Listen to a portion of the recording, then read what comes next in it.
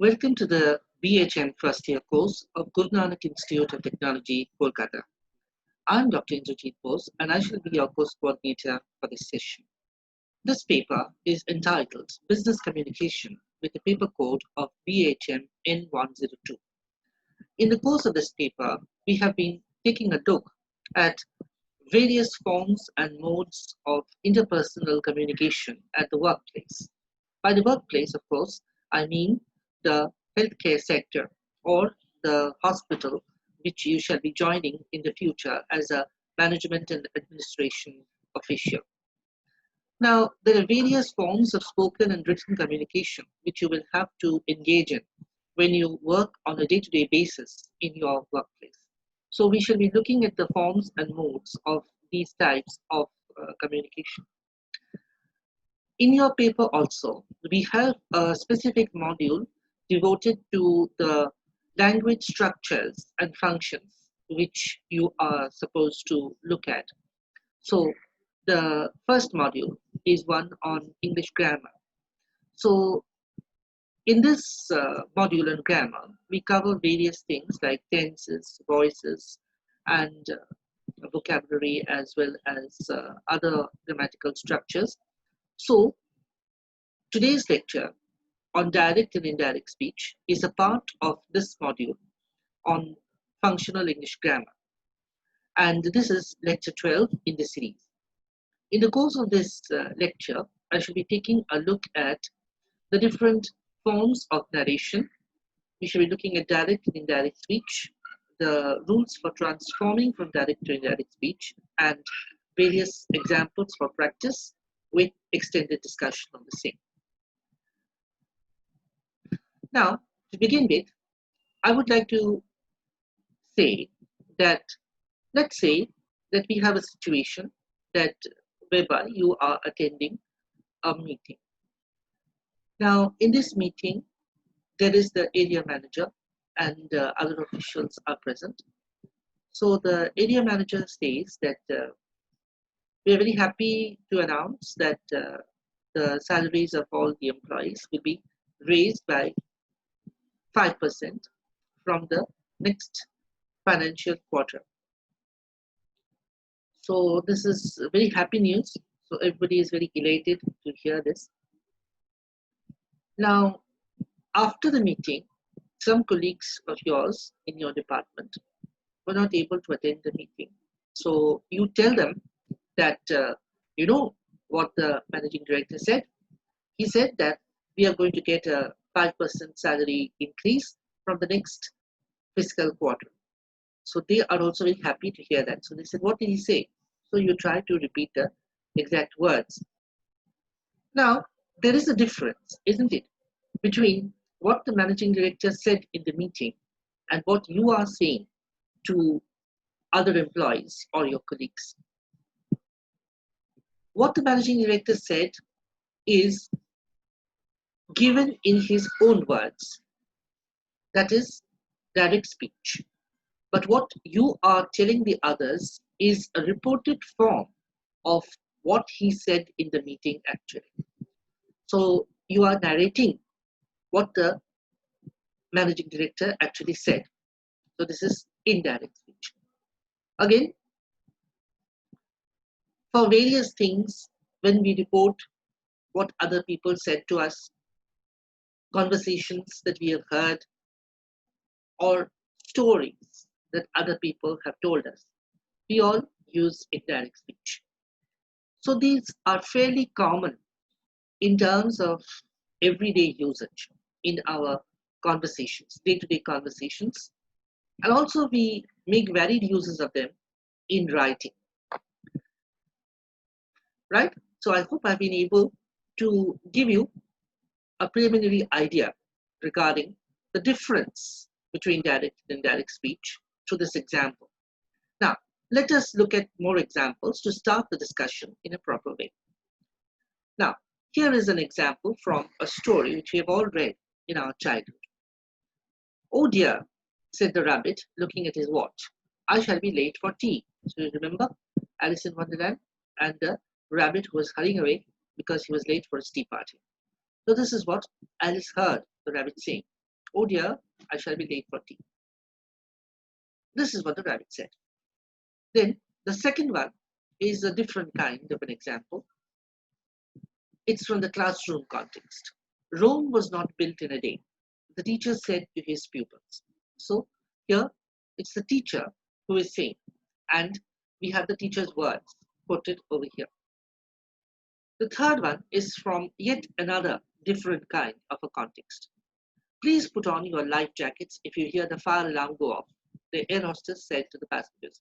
So obviously the context is that of an airliner or an airplane where we have the attending air hostess giving this instruction to the passengers. "Please put on your life jackets if you hear the fire alarm go off." The fourth one is from yet another different situation or context. "Oh, what an adorable little bag," said Mrs. Pereira to Mrs. Joshi.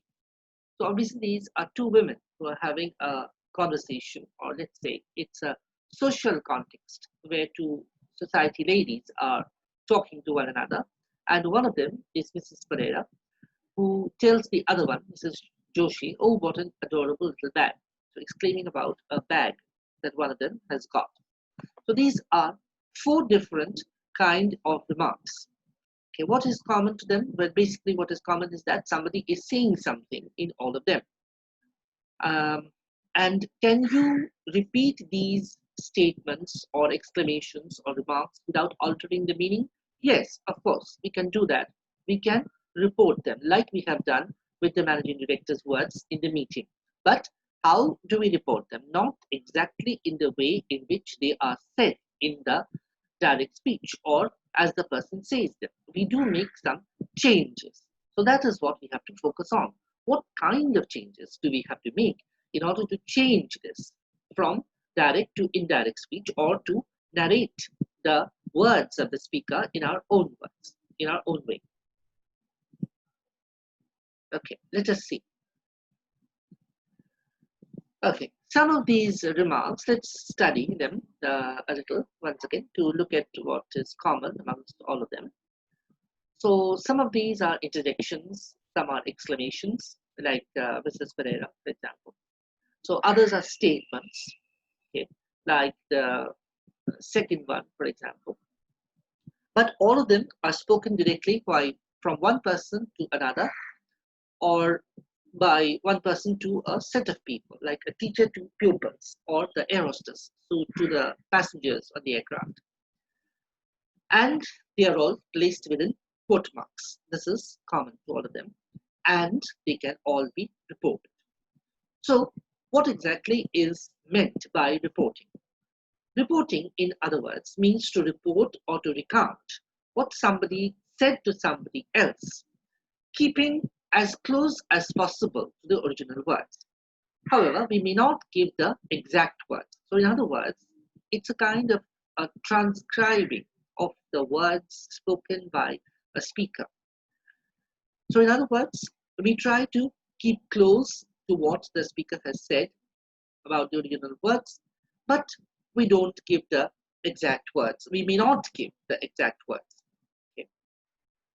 So direct and indirect speech are really both forms of narration. When we represent or quote the exact words of the speaker, it is called direct speech. And when we report what the speaker said without quoting the exact words, it is called indirect or reported speech. This is the difference between them. For example, look at this example over here. Here is mother who has decided to bake a cake for her daughter Sheila for her birthday. "I will bake you a cake for your birthday," said mother to Sheila.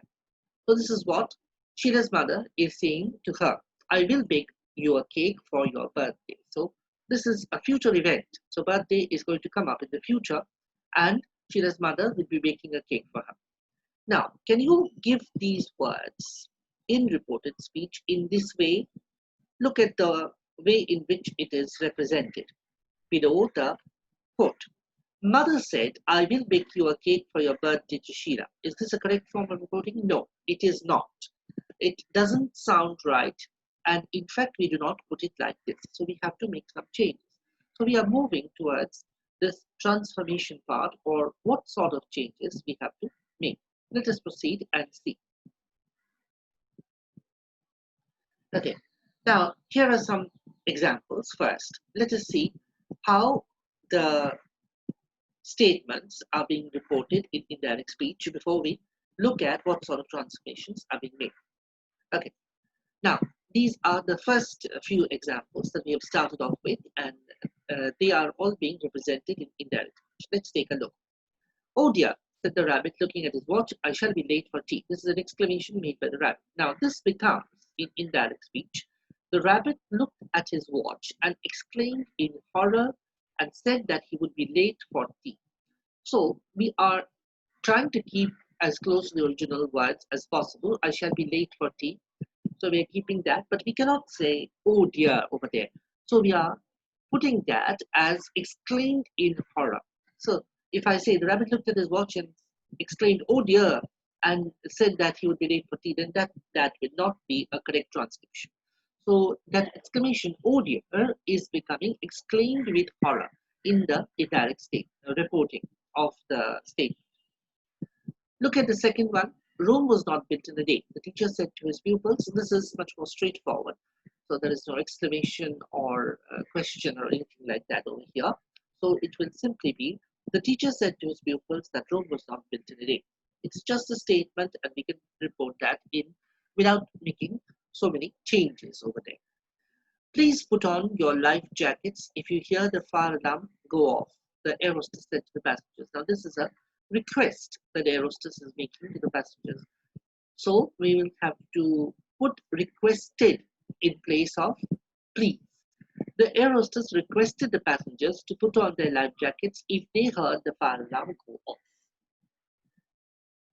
Right, so look and see that in the first and in the third examples, where we have an exclamation or a request form, we are writing exclaimed or requested in order to represent the exclamation and request. But we are not doing something like that when there is just a simple and direct statement, like in the second example. Again, in the fourth one, we have an exclamation, but this is a joyful exclamation, not a sorrowful one or a shocked one. So, oh, what an adorable little bag, said Mrs. Pereira to Mrs. Joshi. So we have to say, Mrs. Pereira exclaimed in delight to Mrs. Joshi that it was an adorable little bag. So we try to keep close to the original, but we do make a few changes here and there.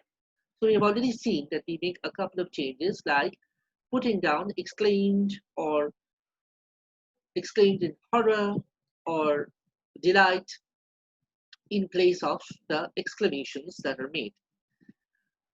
We also do make other changes, like with the tenses, for example. So we shall see what kind of transformations and changes we are making. Let us see. Now, when the reporting verb or the principal verb happens to be in the past tense, then all the present tenses of the direct change into their corresponding past tenses in the indirect. Okay, so I eat bread with jam, said Vijay. This remark, for example, becomes I ate bread with jam. Okay. Vijay said that he ate bread with jam. It will become ate or the past tense form. So all the simple present forms become the simple past. The present continuous becomes the past continuous, and the present perfect becomes the past perfect. For example, in this second example over here, he is traveling by the Air Asia flight, said Mehek. So Mehek said that he was traveling by the Air Asia flight. Because it is in the present continuous, it will become the past continuous. Again, in the indirect, we have the perfect form. Again, if we have the present perfect, it will become the past perfect. Like, I have eaten already, said Purnima. This becomes, Purnima said that she had eaten already. So, have eaten becomes had eaten. So, in other words, when changing from direct to indirect, we use say plus the object, or the tell plus the object followed by that. However, we can omit that after say or tell. Purnima said that she had eaten already, or Purnima said she had eaten already, instead of saying that. Okay, so these are some of the tense changes that we make when we change from direct to indirect. Okay, some more rules. The simple past will change into the past perfect form. For example, the children played trains in those days, Millie said. Millie said that the children had played trains in those days. So played trains becomes had played in the past tense. Again, changing I or we shall or should, how do they change? I or we shall becomes he, she, or they would. For example, I shall go to Oxford in the summer, said Mr. Davis. Mr. Davis said that he would go to Oxford in the summer. We shall do a SWOT analysis, the expert said. The expert said that they would do a SWOT analysis. Okay. So we are changing into would or should.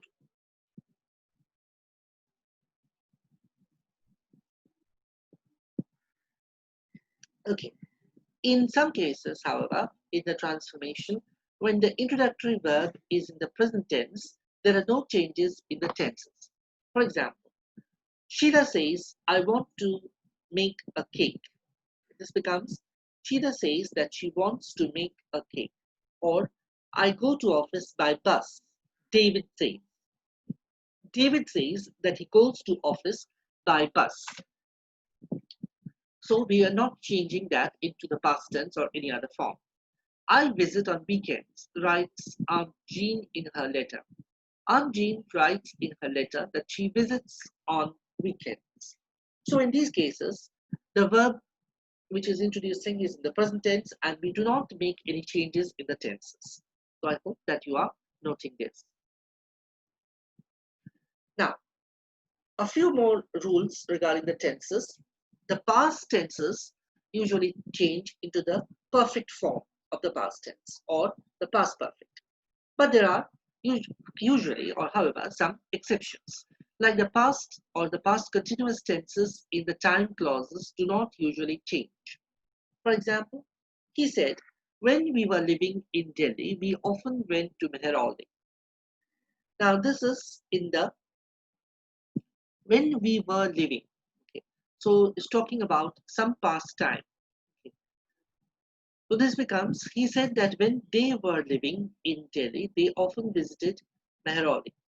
Okay.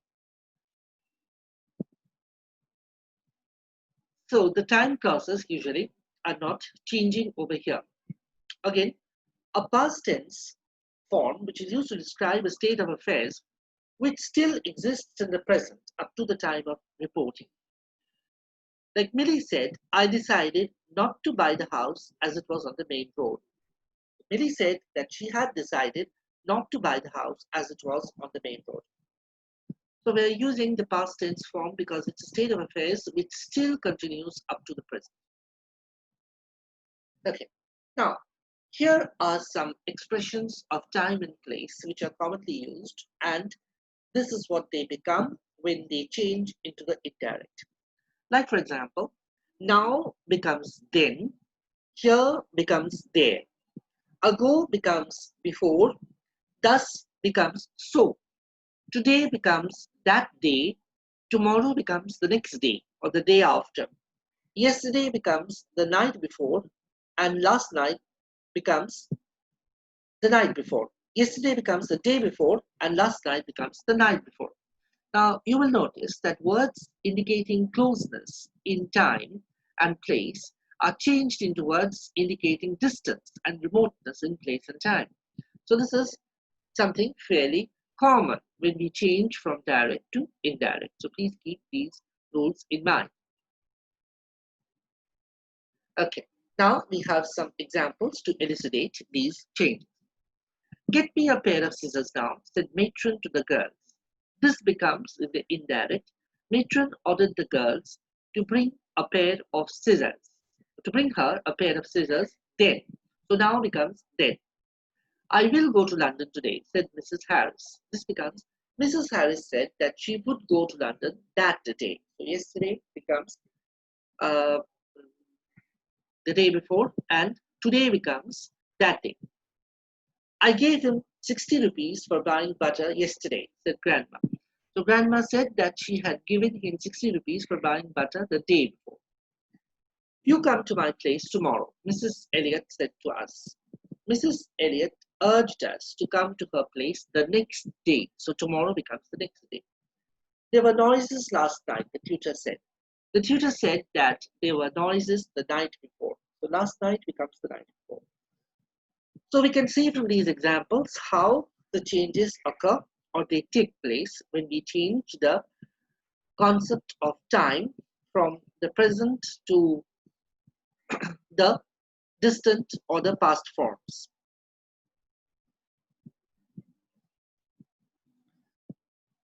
Now, what about the changes in the modals? Now, might remains unchanged except when it is used as a request form, and ought to and should for obligation also remaining unchanged. For example, if I'm trying to report the advice form, if I were you, I would do this, or if I were you, I would opt for a savings account. I would say it's normally reported by advice plus object plus infinitive. Like, if I were you, I'd wait, I said, or I advised him to wait. Okay, this is what it becomes. Or, for example, if I were you, I would opt for a savings account. So I advised him to wait for a savings account. So advice plus object plus infinitive. Okay. Again, the request form I should or would be grateful if you would is normally reported by ask plus object plus infinitive. Like, I'd be very glad if you'd keep me informed, he said. So this becomes he asked me to keep him informed. So the would in the statements does not change, and used to also does not change. Now, we look at the changes of direct and indirect speech as far as the transformation of questions is concerned, because we have not only statements, but we have questions and exclamations also. So, the interrogative form of the verb changes into the affirmative form of the verb when we change from direct to indirect. Again, now, with yes no questions, for example, they are changed into noun clauses beginning with if or whether. Like, for example, the boy asked, can I borrow the book whenever I want it? So this becomes the boy asked whether he could borrow the book whenever he wanted it. Then question word questions are changed into noun clauses beginning with the question word. Like, what would you like for breakfast today, sir? The waiter asked the guest. The waiter asked the guest what he would like for breakfast that day. Okay. Right. So these are some ways of changing the questions. Either you change yes, no questions to the noun clauses beginning with if or whether, or change question word questions into noun clauses beginning with the question word. Okay, some more examples of questions. Why do you want to know? Mother said to Tom. Mother asked Tom why he wanted to know. Which is the next house on the street? Mr. Sharma said to the boys. Mr. Sharma asked the boys the next house on the street. Where is the key to the larder? Mrs. Jones said to Rita. Mrs. Jones asked Rita where the key to the larder was. Okay, so when we are reporting questions, so we use the form of the reporting verb like asked or inquired, and then we use, if it's a clause beginning with the question word, we use it to begin with the question word. Which is the next house on the street? So Mr. Sharma asked the boys, which was the next house on the street? Or, have they called the fire brigade? Said Mrs. Ray to Anima. Mrs. Ray inquired, yes, we have used the verb inquired over there, to Anima, whether they had called the fire brigade. Farhan said, do you want to have tea or coffee? So Farhan asked whether I wanted to have tea or coffee. Okay, these are some ways of transforming questions. Now, we have more questions involving speculation. So there are some more examples. Shall we over go to Venice? Miriam wondered. Miriam wondered if they would ever go to Venice. Or shall I email you the receipt? The salesman asked. The salesman asked whether he should email the receipt. Shall I take your car for you? Charles said to Anita. Charles offered to take Anita's car for her. Shall we call it a day? He asked. He suggested calling it a day. So these are some changes with the questions. So this is how questions are reported in indirect speech. Now, what about the other form, that is commands and requests? So usually they are expressed by a verb of command or request or advice plus object plus infinitive. For example, the verbs which we have used are advise, warn, ask, beg, command, encourage, entreat, forbid, implore, invite, order, recommend, remind, request, tell, urge, warn, and so on. Now, there can be negative commands, which are usually reported by not plus infinitive. Now, here are some examples of the ways that we change the command forms. Go away, said my aunt. No boys here, to the small boy. My aunt ordered the small boy to go away and said no small boys were allowed there. So this is how we change from direct to indirect with the command forms. Open a new account first, said my boss to me. Is this an order? No. It's a kind of request. So my boss recommended that I open a new account first. Clear the space, said the inspector to the people. Yes, this is an order. The inspector ordered the people to clear that place. Don't repeat this mistake again, said the tutor to Suresh. The tutor warned Suresh not to repeat that mistake again. Okay. Next one is, please save me, the old man said to the fireman. The old man entreated the fireman to save him. You must come to us in Singapore, said Neha to Mrs. Kapoor. Neha urged Mrs. Kapoor to come to them in Singapore for Christmas. Please don't kill me, begged the old woman to the bandit. The old woman implored the bandit not to kill her. Okay, so these are how we change the commands from direct to indirect speech. Now we have one more category still remaining, and that is that of changing of exclamations and wishes. We have already seen how we transform exclamations with the help of the first few examples. Now, exclamations usually are changed into statements in indirect speech. So exclamations beginning with water or how and so on are reported by the verbs using exclaim or say that. He said, what a terrible thing to happen. So, or how terrible. This will be changed into, he said that it was a terrible thing to happen, or that it was terrible. Again, we can have an exclamation with delight. There can be various kinds of exclamations and emotions that are expressed. Exclamations with delight, disgust, horror, relief, or surprise. Oh, how horrible it sounds, Mark said. Or with an exclamation of disgust, Mark said that it was horrible. Or, thank goodness for that, said the governess to the children. The governess exclaimed with relief to the children and said that she was thankful for that. Other exclamations, such as good, marvelous, splendid, heavens, follow a third person. A similar pattern. Good, said my uncle, you are ready to begin. My uncle exclaimed with pleasure and said that I was ready to begin. What a marvelous idea, said Mrs. Inamdar. Mrs. Inamdar exclaimed with pleasure and said that it was a marvelous idea. So these are some ways in which we transform them. in exclamations and wishes. Now, generally, we have a whole gamut of things coming within direct speech, like conversations between people, instructions of different kinds, recommendations or advice, warnings, and so on. In meetings and presentations, for example, like I said in the initial example of the managing director, the area manager attending the meeting and his words being reported, over there, reporting what has been said in the meeting becomes a very, very important issue, which you will find out when you join the workplace.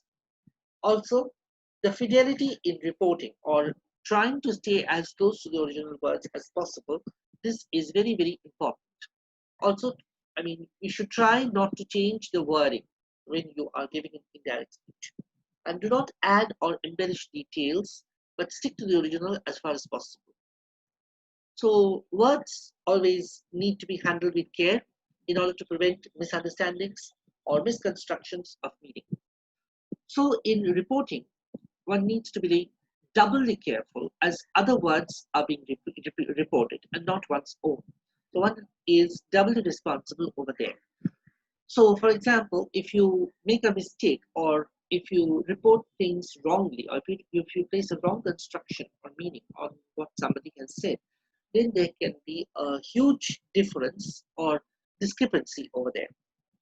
And what will happen is that the whole remark might be misinterpreted or misconstrued. So this might lead to serious misunderstanding. So one has to be very careful when talking in indirect speech or transforming from direct to indirect. So I hope that in this lecture I've been able to clarify some of the important points regarding the different forms of narration, both in direct and indirect speech, and how to make the change or transformation from direct to indirect. In fact, not only in your everyday conversation, in your workplace, with your colleagues, with your administration, with your clients, you will have to use the direct speech forms, but also, of course, in writing, when you are writing reports or memos or even reporting conversations that you had with other people or what conversations people had in meetings, you will have to use reported speech. So please try to remember the rules of reported speech as far as possible and follow them so that you do not make any grammatical errors in your everyday communication or interaction with others at the workplace. So this brings us to the end of our lecture for the present. So we will be looking at more issues in grammar in the following lectures. So for the time being, this is goodbye from me. So I'm signing off over here and we will be meeting again in more lectures from now. But that will be later. So bye for now.